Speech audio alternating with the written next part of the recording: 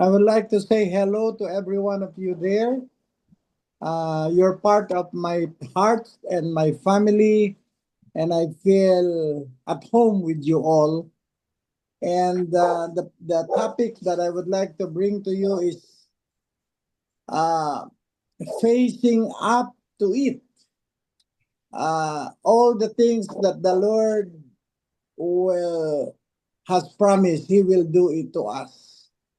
But then we have a Bible text that is for our encouragement in Jeremiah 12:5. I would like you all to open your Bible, Jeremiah 12, verse 5, so that you will enjoy the message of the Lord to us individually. Uh, it says here, if thou hast run with the footmen and they have wearied thee, that means to say the footmen are people like us. Uh, it's people in the church. Uh, and sometimes God uses the same people to either encourage us or to discourage us. And in the time of the apostles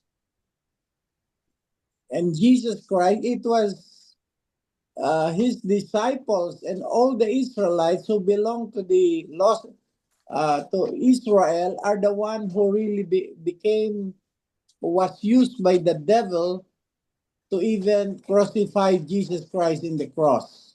It was not the outsider, but it was the God's own people. So we must know this, my dear brothers and sisters, because sometimes we say, I thought I joined this church because they are all angels. Why are they doing this to me? And so this is the text. If thou hast run with the footmen and they wearied thee, then how canst thou contend with the horses? And if the land of peace wherein thou trusted, they wearied thee, then how wilt thou do in the swelling of Jordan? So we have two things here, running with the footmen and running with the horse.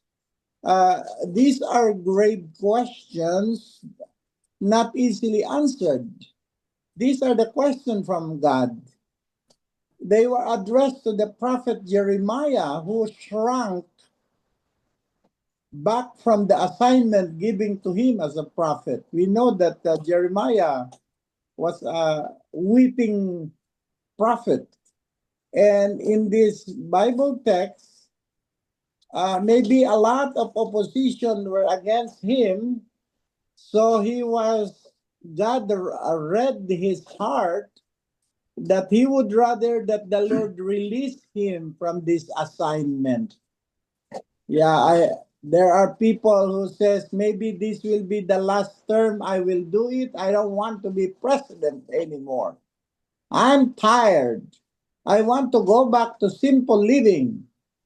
And so this is the situation where these Bible texts were words of God were given to Jeremiah.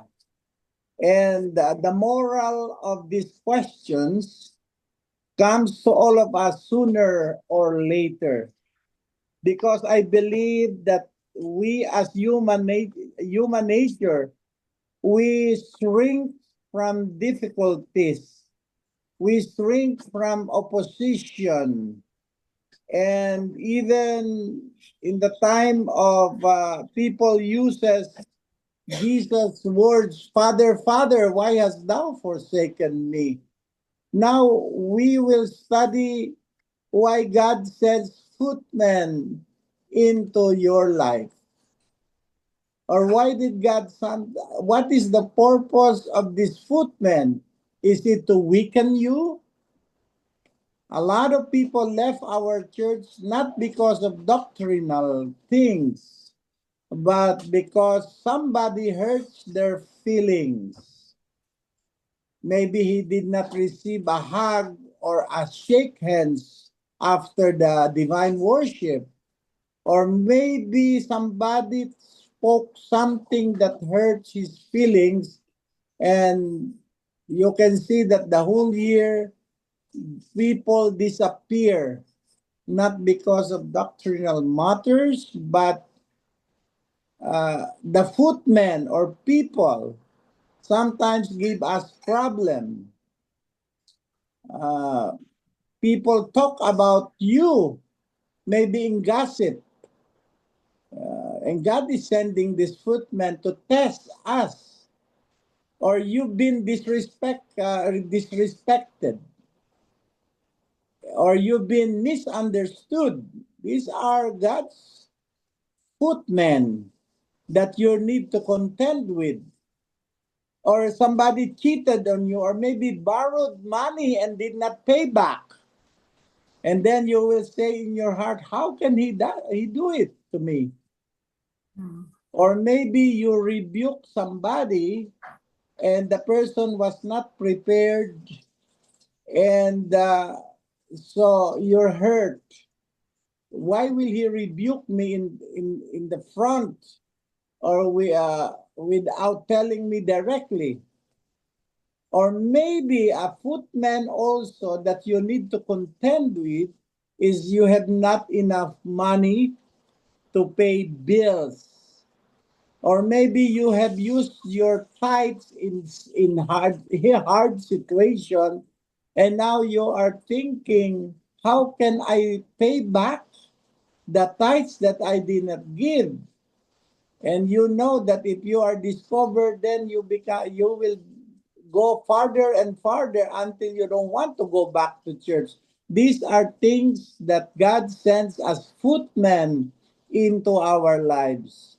Maybe your children don't listen anymore to you as a parents, and or maybe sometimes people bring out your past, what you have done in the past, and people are whispering it until everybody knows about it.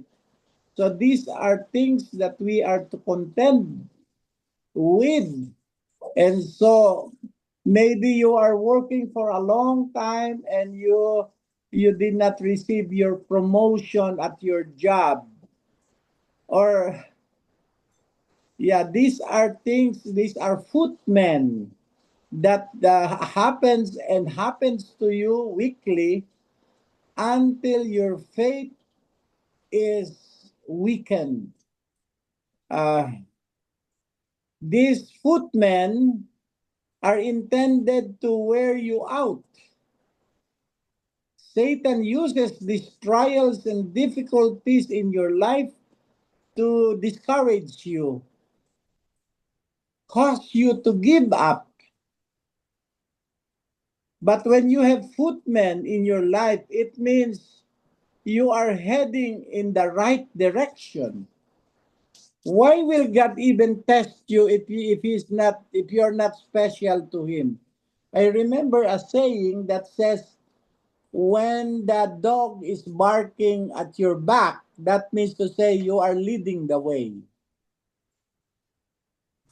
That means to say the dog is at the back and you are in front when you're doing the best, cleaning the church, or doing something for the advancement of the work, and people are not happy about it and they become jealous on you, then they begin to say something at your back.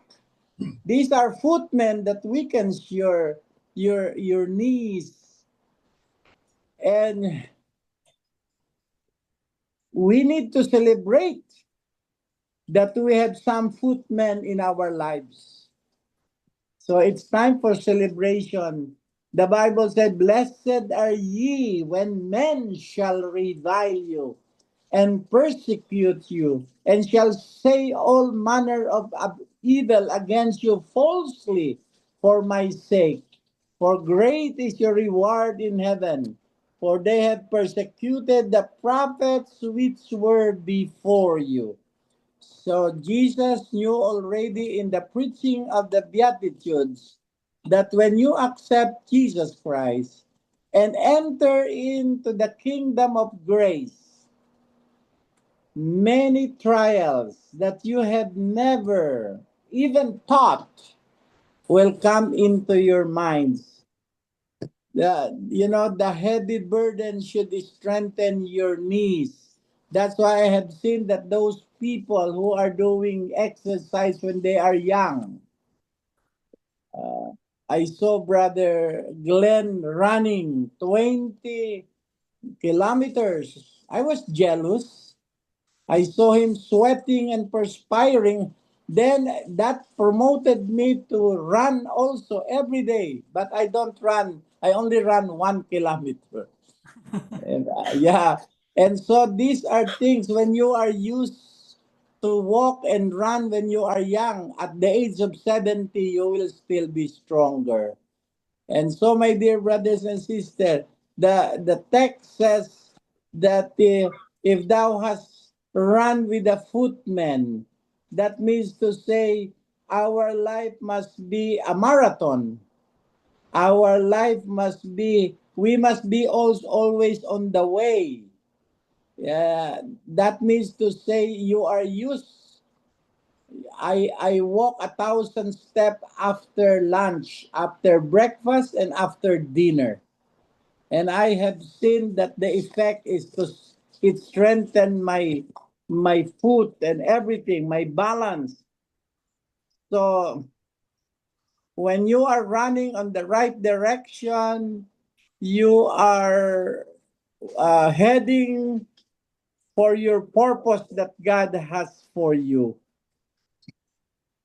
I was reading a Spirit of Prophecy quotation that says, now we need to practice hunger that our patience may be tested because time will come when we will be going to the rocks, going to the high places of the earth because we cannot worship anymore in the city. So these are the things that the Lord is exercising us, trying to uplift our sinews, our muscles, our organs, and we must be conscious that every trials or footman that happens that come into our life has a purpose. The purpose is not to destroy us, but to strengthen us. The truth is that the enemy sends footmen into your life when he sees you are getting close to your destination. This is the purpose because if you are running with Satan, he will not test you because you cannot beat him. But he sees that you're running with Jesus. Then he says, no, I need to do something for this brother so that on Sabbath he will not be present in the congregation. God is telling Jeremiah, this is the message, my dear brother. Don't let them wear you out. That's why of all those people who are worshiping in Tuungabi, maybe you are alone in Melbourne or maybe in Queensland. God puts you there as a tower.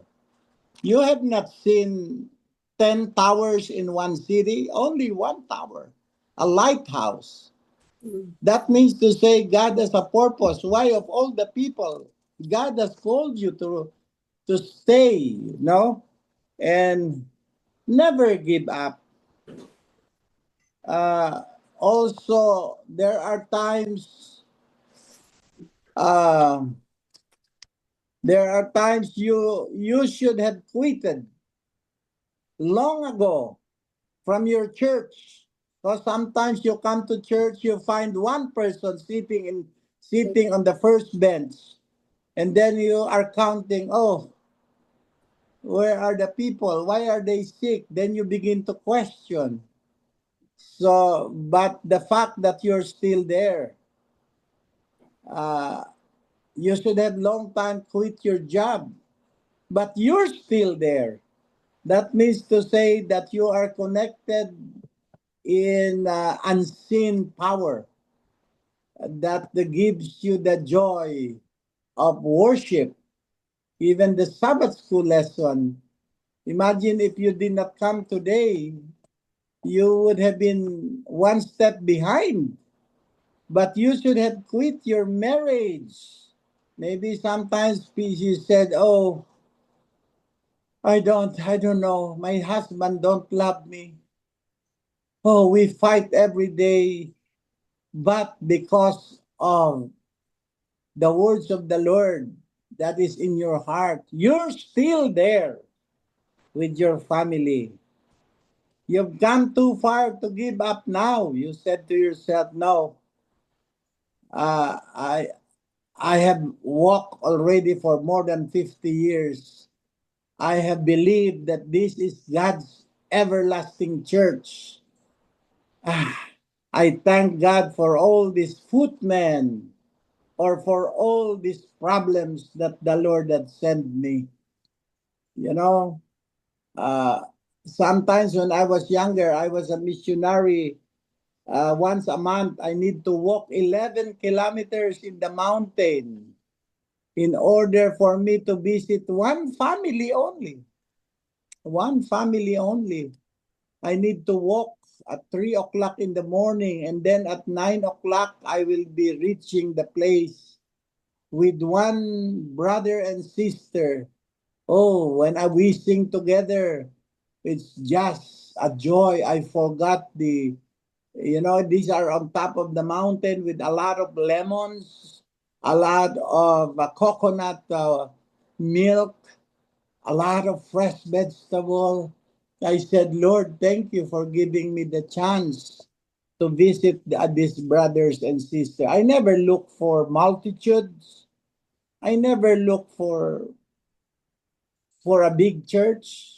Sometimes we are under the mango tree, and that experience made me to become a comforter to those who are discouraged. Your present problem, my dear brothers and sisters, are preparing you for what's coming next. Maybe God has a purpose why you are still there in Tuongabi. You know, the greater the trial, the greater the blessings. The test of trials, my dear brothers and sisters, purifies our motive. So we need to ask God to give us more of these footmen. All that, I remember the song, "All the trials of life will be nothing when the mist has been rolled away. When the darkness of night will be turned into light, and the joy of eternal day." Sometimes we don't understand how God works. Sometimes we don't understand why one of our loved ones is taken by the Lord. We don't know why. But my dear brothers and sisters, in the time of Joseph, Joseph had a good life, but his father sent him to look for his brothers. And what did he get? He was thrown into a deep pit without water. Then one day his brothers were jealous to him. They sold him as a slave. He may not understand why God is sending this. Why I'm with the with those people who were buying slaves. And according to the Bible, they put a chain on his feet, and the camel dragged him until they reaches Egypt. To go there, far from his father, far from God's people. His own brethren betrayed him, my dear brothers and sisters. It was his own brothers.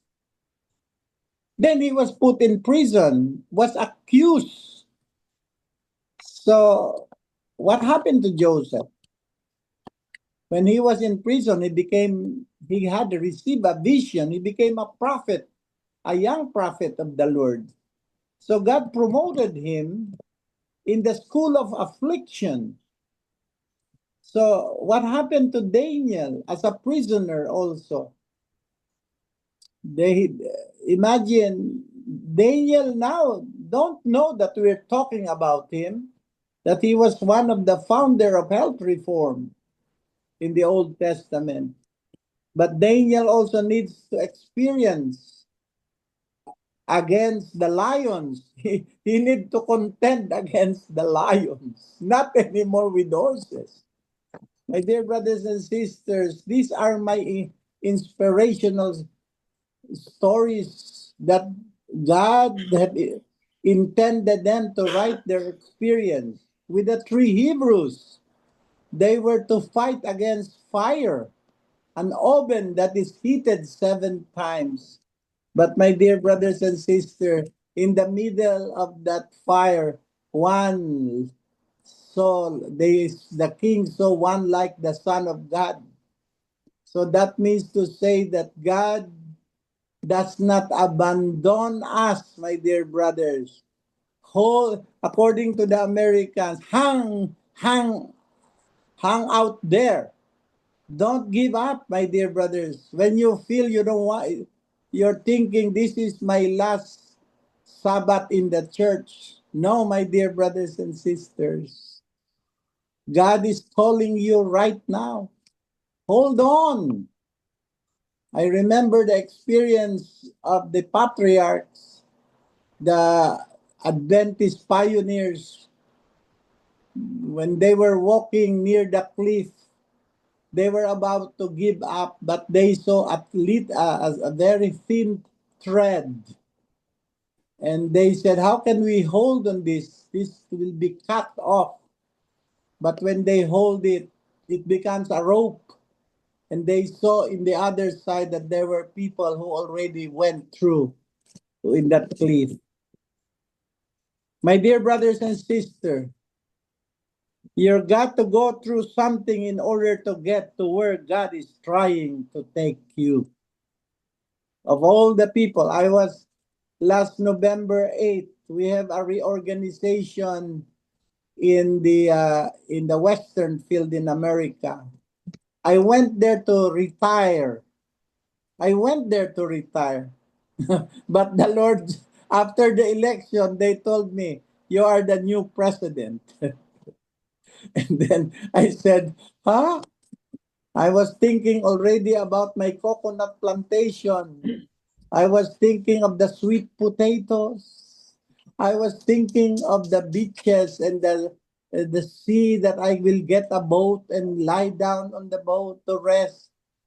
But after the election, they said to me, 3 years again, you will lead the world. Oh, my dear brethren, last Sabbath, as I was preaching, I appealed, who wants to be baptized? 5 people stood up, and they will be baptized on July. Is that not wonderful? And we will have a conference, and I saw a husband and wife, and I asked them, who are you? I am the granddaughter of Otto Welp. You know, Otto Welp was the first president of the Reformed Church in 1914. Can you imagine? And I called her yesterday and she told me, when can we worship again with you? And her name is Susie Mayer. They're Germans. And they found out that in the Adventists, a lot of apostasy is happening. And they were happy to see that a lot of Latinos are still in the Reformed Church, and now they want to worship with us. So, my dear brothers and sisters, what you are facing now is a footman. All the situation is to strengthen you, to encourage you. Never give up. Remember the walk to Emmaus. They have long faced that Sunday evening. And Jesus asked them, "What are you doing?" And Jesus explained to them that the Messiah needs to die. And on the third day, he will arise. Oh, my dear brothers and sisters, the two disciples ran like horses because they were happy that they had spoken to with the Son of God, my dear brothers. You've allowed light stuff to discourage you because somebody says something against you. No, my dear brothers and sisters, that's only our footmen. They are not horses. We need to celebrate the fact that you've been running with footmen. Now, we go to the second part. Let's read the text. 12 verse 5. It says here, then if thou hast run with the footmen and they have wearied thee, then how canst thou contend with horses? Oh, my dear brothers and sisters, I cannot even imagine how I will run against horses. In the natural world, we cannot contend with horses. They are faster than Brother Glenn.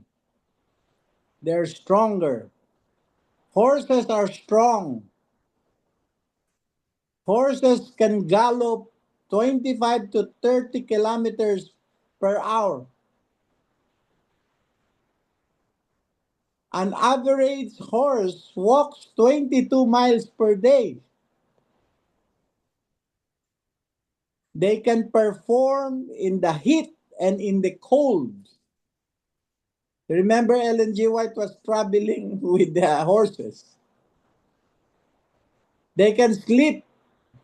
Horses can sleep while they are standing. God says of you, you can make it with a footman.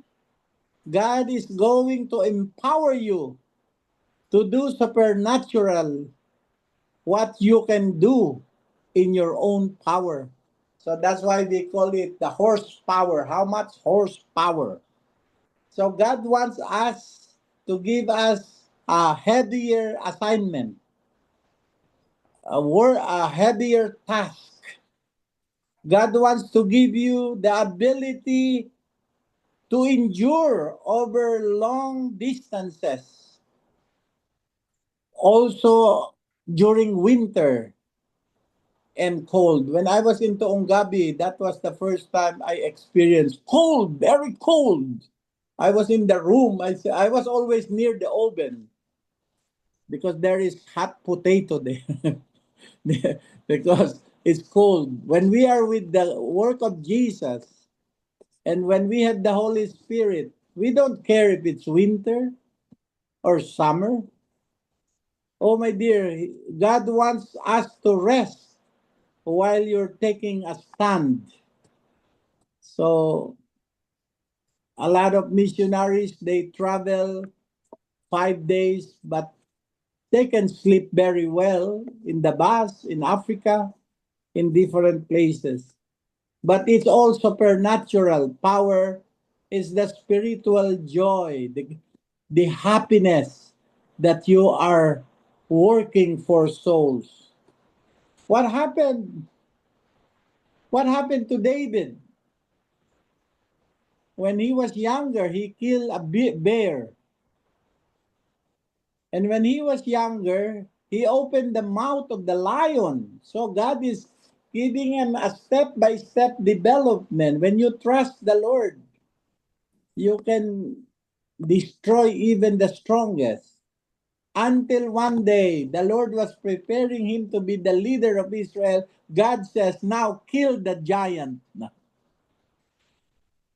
As a taller guy with strength and shield and with all those, it's impossible for a young man to destroy the giants.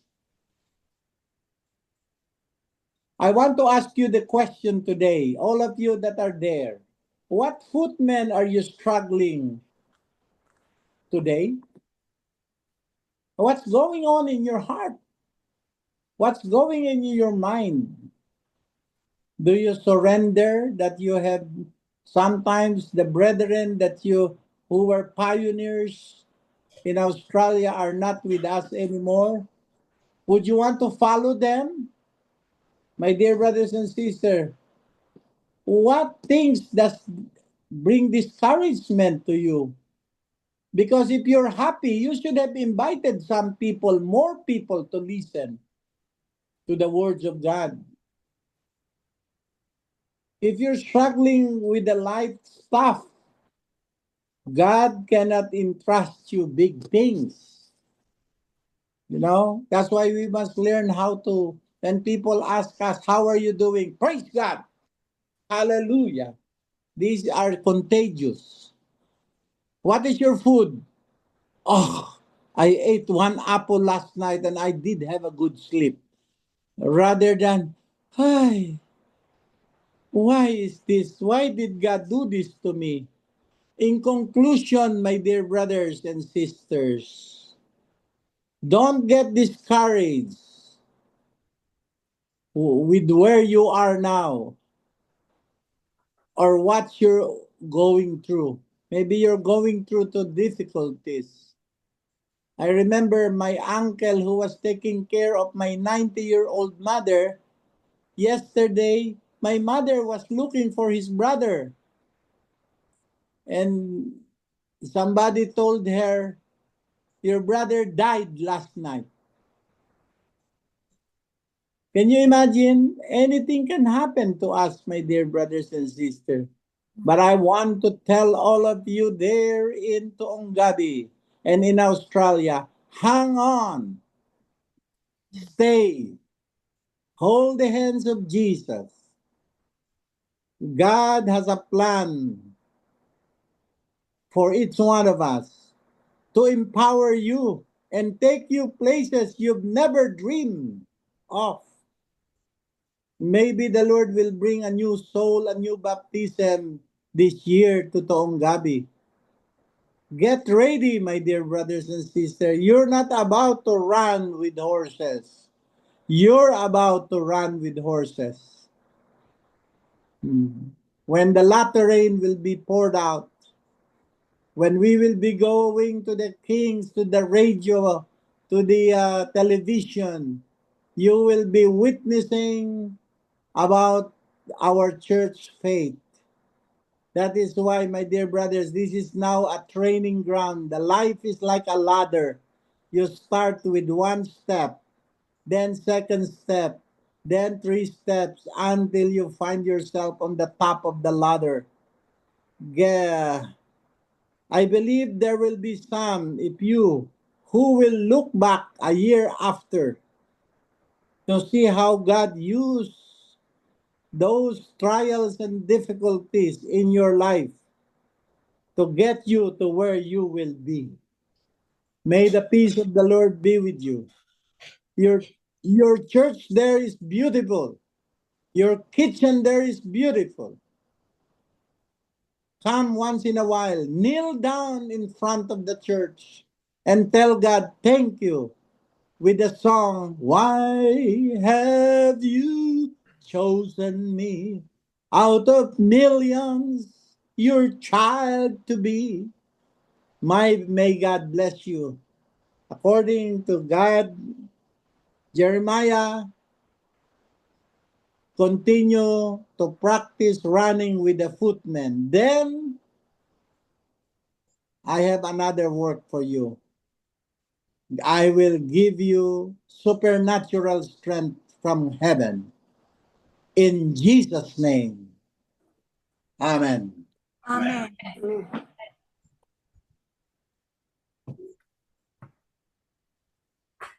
Thank you, Brother Bonito. It's very encouraging.